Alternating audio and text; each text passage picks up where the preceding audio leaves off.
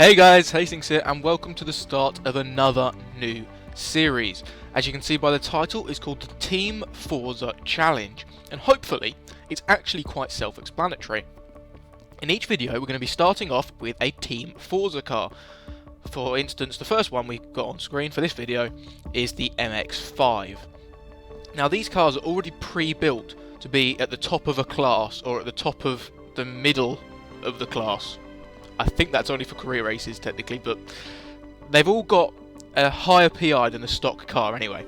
So they're all built up to a certain purpose by Forza, and they're already in the game upgraded.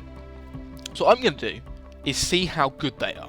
I'm going to take each car around a track and give it 3 laps to try and set a decent lap time. So for example, we're going to jump straight in and go to... Actually, I must say we're going to do this in test drive for a very good reason. We're going to Brands Hatch Indy Circuit in this MX-5. So I'm going to have 3 laps to simply set a time in this car.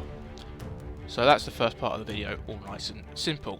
What I'm then going to do is get in a normal MX-5 that hasn't been upgraded by Forza and upgrade it myself to see if I can make it any faster. Now, technically, I should have a bit of an advantage because I know what track I'm building it for and I can build it with that track in mind. Whereas these... Whoa! That was...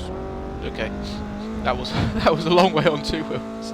Try and avoid doing that on my flying laps. Yeah, I have the advantage because, like I say, I know that I'm building the MX-5 for this track when I get into it. But this car that's already been pre-built by Forza is sort of... well, it's not technically built for one track. I don't know. I don't actually race... I forgot to say actually, this is built to the top of D-Class. And I don't really race D-Class very often, so I don't know by looking at the stats whether it's a handling car or a speed car or a bit of an all-rounder. I'd imagine that it is supposed to be a bit of an all-rounder. But driving it here, it is handling very well. So yeah, I'd probably actually guess it might be a bit of a handling build. So we've now done our sort of first warm-up lap, as it were. We've got 3 flying laps now to try and go as fast as possible. I am concentrating quite hard to give myself the best target time possible, but I will also do my best to not go completely silent, because that would make a terribly boring video. So what I'm going to do when I get into the MX-5 that I've built, and this is the reason we're doing it in test drive, is I'm going to give myself 2 laps, so that's the warm-up lap and 1 flying lap, to drive around and edit the tune, so I can actually tune the car after I've built it. Probably shouldn't have drifted down a second. And then I've then got 3 flying laps to try and beat the time that this car sets. So it's another little advantage that my car will have over this car. I'm anticipating that these Team Forza cars should be pretty damn good, so I'm kind of wanting all the advantage that I can get at this point. Kind of braked a little bit late there, not quite hitting the apex nice and running wide on the exit. So yeah, that's what's going to be happening. What I might do... yeah, I've buggered this lap up, I've gone pretty wide. So I've got 1 flying lap left when I go around the last few corners. What I might do is go nice and quiet and fully concentrate and see what this car can do. I will probably I'll probably leave the full lap in the video if I do go faster, but I'll catch up with you shortly.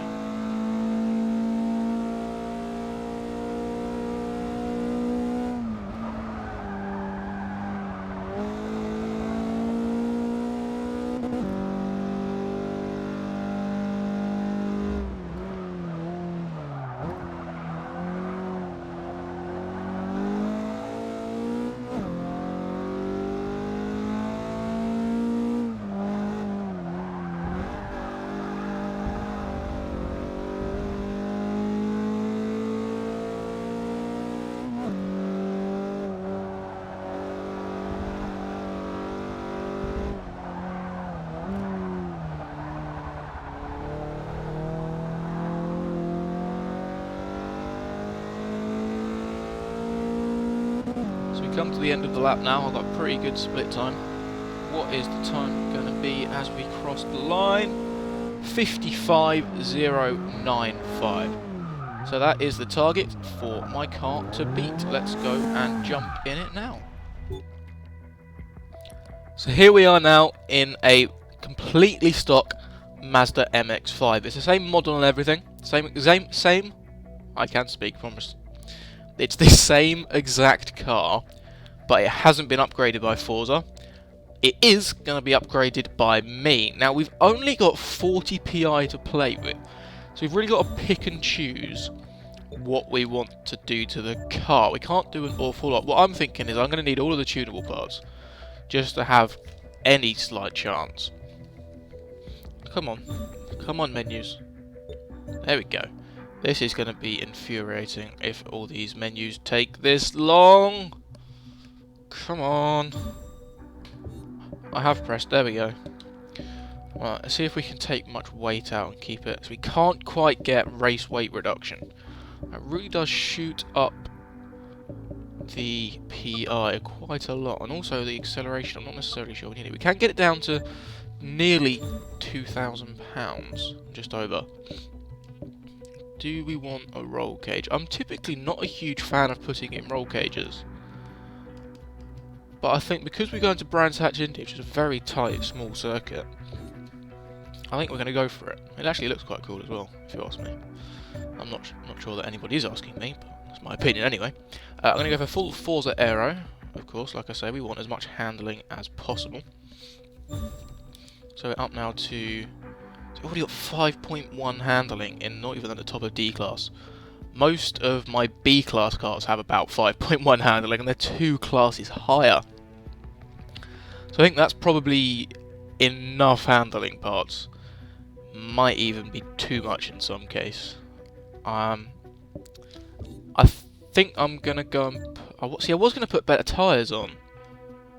See, which I can do. I can get up to 5.3 handling. That would be incredible around the corners. I might just stick slightly better rear tyres on, go up to 235, so to increase the handling and braking up to 5.2 each.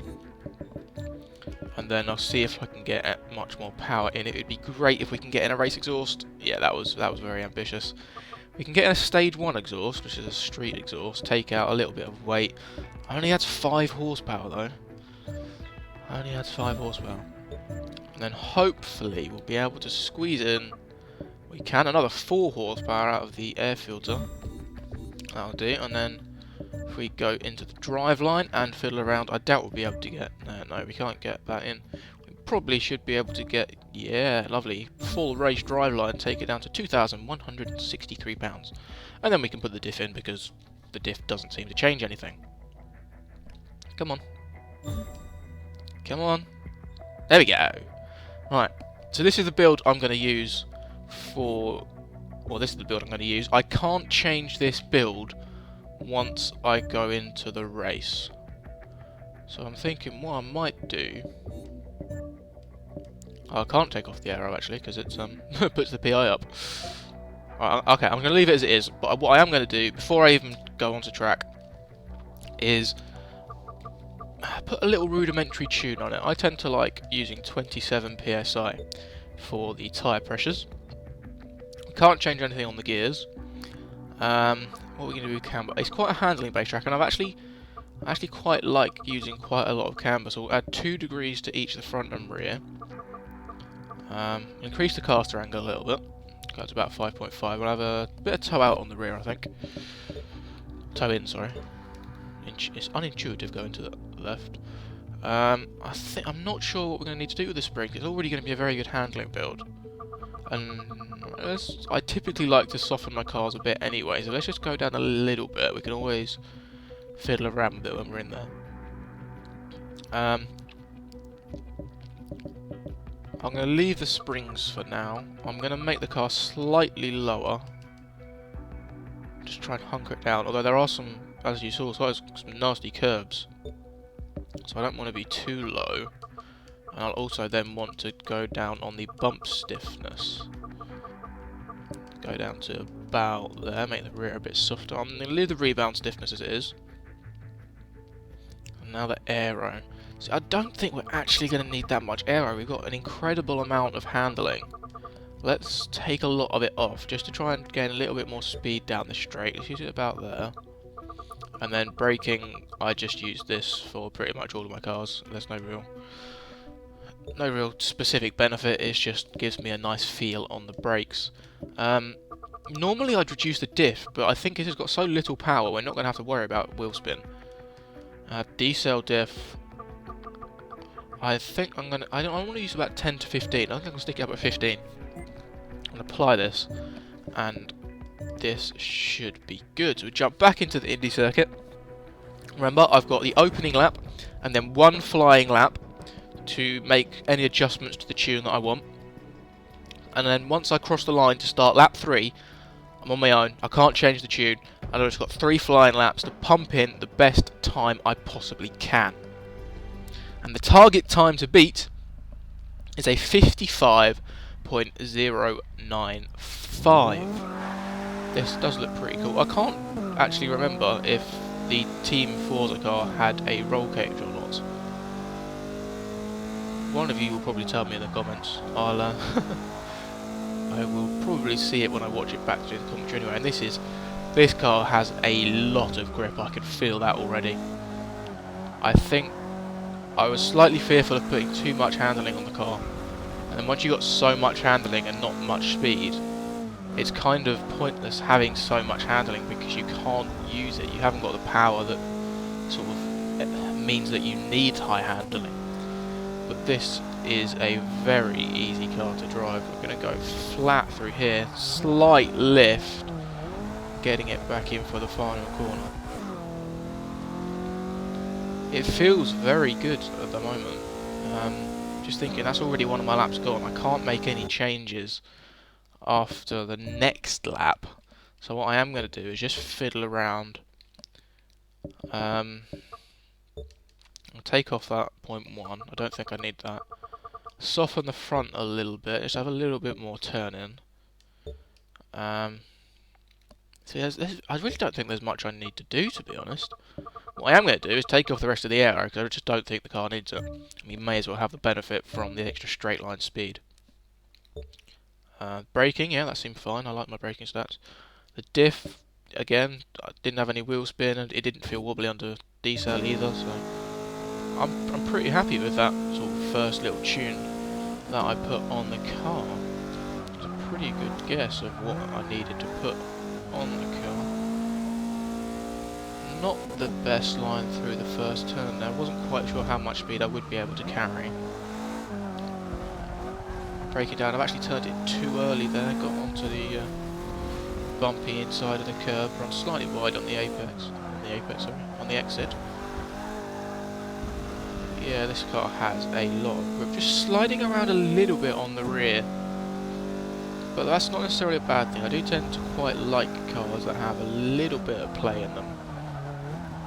I don't like a car to feel like it's on rails. Let me leave it in third coming through the last corner. Getting a nice line. That felt pretty good. Unfortunately this lap time won't actually count because it's one of my first few laps. As we cross the line now, I'm not actually going to cross the line yet because I want to make just another little small adjustment before we start. I just want it a little bit more. I don't really know what I want, to be honest. I'm just tweaking it for the sake of tweaking it at this point. I didn't have any problems with the curb. Let's lower it a couple of, well, 0.2 of an inch front and rear. And yeah, I might just stick. No, I'm not going to touch that. Let's lower the acceleration diff and the D-cell diff just by 5% each, just to make it a little bit more stable. Hopefully I'll be able to carry a little bit more corner speed, and I won't have any issues under braking. So this is where the competition starts. That 55.3 that I put in doesn't count because it was under a tuning lap. This is my first lap that will count. And I've already not had the best start, running wide through turn 1. Getting a little bit oversteer there as I hit the curb on the exit of turn 2, is it? I don't really know the corners very well this track. I suppose, yeah, that hairpin is turn 2. Felt quite slow through turn 3 as well. That didn't feel particularly good. Yeah, we're 9 thousandths down on the lap I put in. lap 2. Still using... See, I feel like I could be dropping to second gear through there, but I'm not sure I necessarily need to. Get a pretty good run out of the final corner. We come across the line now using all of the speed that we've got from the no aero run. Going across the line, but the first lap in is 55.40, so we're quite close to the Team Forza car, but we're not quite there. Need to find just over 0.3 of a second. Still didn't feel great through turn 2. I can put myself off slightly by talking. It's not the easiest thing to do, is put in a proper hot lap while you're commentating over it. That felt better through turn 3. Hopefully this lap will be a little bit quicker. Can we get close? Yeah, we're nearly 0.3 up. This is going to be quite close if I can get this last sector perfect. So yeah, not the best line into the last corner there, needing to drop it down to second. Again, a little bit of oversteer as I changed up to third. Floor it towards the line now, using all of the power that this car's got. Can we improve? Can we beat the... We have improved, but we haven't beat the Team Forza car. We've got one more lap now. This is the final lap. Absolutely everything on the table for this lap. We've got to find 0.2 of a second. Well, we run slightly deep into the hairpin, but we should be able to get a pretty good exit then. This car is very weird to drive because you just don't expect it to have the amount of grip that it has in some places. But then in the slightly higher speed corners, it hasn't quite got the grip that you still expect it to have. Probably my own fault for taking so much of the air off, but look, we're nearly over 1.5 tenths up again. Let's try and get a better run through here and actually leave it in third around the last corner, because that seems to be the faster way to do it. I changed that to second last lap and lost a little bit of time. Come on, car, give me all the power you've got. Give me everything. Can we beat that Team Forza car? Come on. Can I tune better than Forza? Come on, car, go across the line, and it's a 54.8. Made up a lot of time at the end of the lap there. I'm very happy with that. Absolutely ecstatic, you might even say. So yeah, that's absolutely brilliant. I'm slightly gobsmacked that we actually managed it. Well, let's double check the time. Was it a 54.875? We beat the Team Forza car by just a 0.220 of a second, I believe. I'll have some annotations on the screen now, so just to show what the times were. That was good fun. I really enjoyed that. I'm really happy as well because obviously I've managed to beat the Team Forza car in only my first attempt. And this could end up being quite a fun series. There's lots of different cars to do it with. There are a lot at the higher classes as well. This is the lowest down in D class. I think there's one car in C class, and then there's a lot up in sort of A, S. I think there's one even in R class. So my sort of tuning challenge, my tuning abilities will be severely tested, but we've got off to a fantastic start in this first episode, beating the Team Forza car. Thank you very much for watching. Until next time, Hastings out. Goodbye.